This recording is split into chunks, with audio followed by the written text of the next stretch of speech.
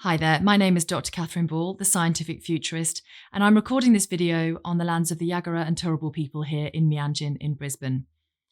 One of the things as you go into this skills summit that I would really hope that I can inspire you to do is to try and engage some long-termist thinking in when you're looking at the skills and advocacy we need for industry for the next 20 years, even for the next 10. So as a futurist, I'm privy to some of the new and emerging technologies that are coming out. I'm aware of things that have existed for a long time that are now just starting to get to scale. And there are 5 major things that I think are key to Australia's success and the success of Gen Alpha, who are currently aged 12 or 13 in school. So in 10 years' time, they'll be in their early 20s, and our economic playground will look incredibly different to how it looks now. The first thing that I want you to start thinking about is cultivated foods. Now, there have been a lot of global competitions and a heck of a lot of investment around this idea of cultivated food. Technically, right now, there are people working on things such as lab-based grown meat, 3D printed steaks, lab-based cultivated cells for chicken nuggets, for example. It's been served at some of the finest restaurants in Singapore, but also now lab-based produced milk, lab-based produced leather, lab-based produced silk. And so when we look at feeding the next billion and then the next billion after that, we can't use current methodology of agricultural and aquaculture-based protein production. We just can't do it. The planet can't do it. And so what could cultivated food mean for Australia? Well, there are some big headline-grabbing statements that get made, such as there will be no big herd dairy or beef cattle in 10 years' time. And so if we just take that extremist point of thought and take it into reality, what does this mean for what we're wanting to look at in terms of our agricultural economy and the technologies that are going to be employed in agriculture in the next few years? The next thing I'd like you to think about is autonomous and flying transport. So my sons are 2 and 4. It is highly likely they will never have a driver's license. And it also means that maybe cars will go the way of horses, that they will be a recreational thing for people that choose it on a weekend or an evening, but they're not going to be the normal way in which we get around. And so what does this mean then for our cityscapes when car parks are now no longer being used for cars? Could they be urban farms?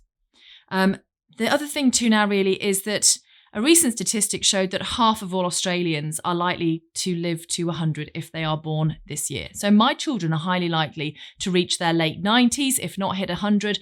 I am still hoping to scrape 100, but 100 good years. So what does living longer mean for Australia? We have an aging population. It's only going to keep aging. Now, what does this mean for how we plan for our pension pots? What does this mean for how we plan the future of work? What does this mean for how we plan personalised medicine and health and the housing that's required for an ageing population? And what does that mean in terms of our birth rates to age ratio? These are fundamental questions that we need to look at when we think about some of the skills and the jobs of the next 5, 10, 15, 20 years. The year I was born, 1979, the population of planet Earth was just over 4 billion people.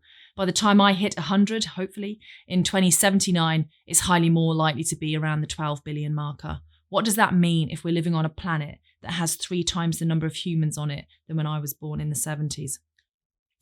And not just talking about this world, but also talking about digital worlds. We've already seen a number of skills and roundtables talk about things like robotics and artificial intelligence.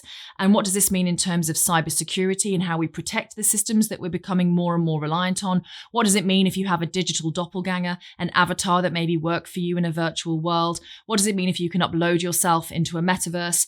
And what does it mean in terms of the face of quantum computing? And how do we use all of these things to have a happier and healthier society? And then the final thing really I'd like to think is maybe to get off this planet and have a think about manufacturing in space.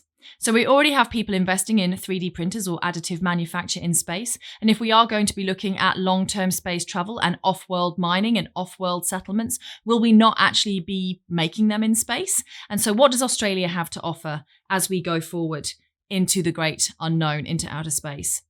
And I suppose I can't really, as an environmental scientist by training, have a moment with you and not mention decarbonisation and rewilding. Biodiversity and the carbon crisis, the climate crisis, are inextricably linked. And so if we tie this into some of those things that I've just mentioned, What does it mean for us in terms of our metals and our minerals resources industry?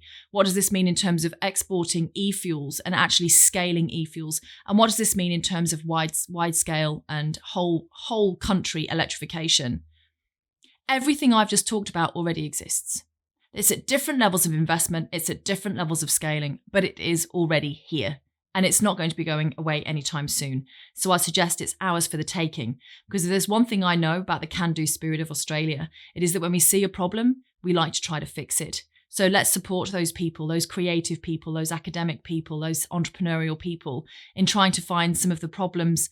And trying to find the problems is actually half the battle. Try and find some of the problems that we really want to hone down on, and then actually develop those solutions and look at the skills, the aptitude, the qualifications, and the education frameworks, the lifelong education frameworks that we're going to need to make sure that Australia has a happy, healthy, successful, and global outlook in the next 10, 20, 30 years. Thank you so much for listening to A Futurist for a moment, and please do think about long-termism when you're looking at some of your strategies and some of your skills pipelines. Appreciate it. Thanks so much.